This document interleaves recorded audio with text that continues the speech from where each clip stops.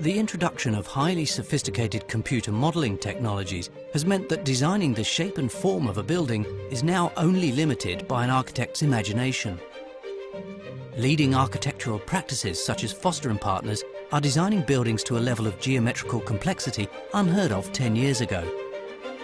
However, while these forms can often be achieved through off-site factory-based manufacturing techniques, there are significant limits to the levels of intricacy attainable. For example, pouring concrete into a framework can go some way to fulfilling these ambitions, but the reality is that the achievable complexity is still limited. The manufacturing processes required to turn these complex building designs into reality have remained elusive until now. This may be about to change if current research by scientists at Loughborough University comes to fruition. The research group has been inspired by 3D printing, an additive manufacturing process. Here, information created from computer-generated models is exported to a machine which then builds up a model or a component, layer by layer.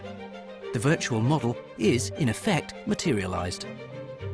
At Loughborough, instead of using powder and glue, they are experimenting with concrete to create large-scale building components. The research here at Loughborough University gives us tremendous opportunities.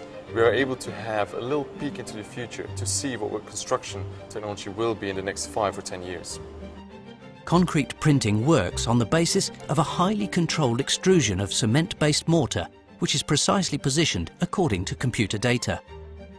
The process has the potential to create architecture that is more unique in form, but crucially, components do not have to be made from solid material, and so can use resources more efficiently than traditional techniques.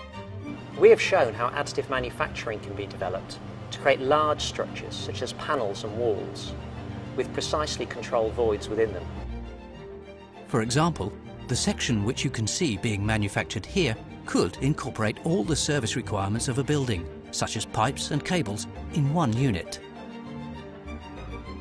This process is capable of producing building components with a degree of customisation that's not yet been seen. It could create an era of architecture that's adapted to the environment and fully integrated with engineering function. Imagine whole sections of a building being printed and then assembled on site with their service provision already installed. Above all, imagine a building whose form and scale could take on limitless possibilities.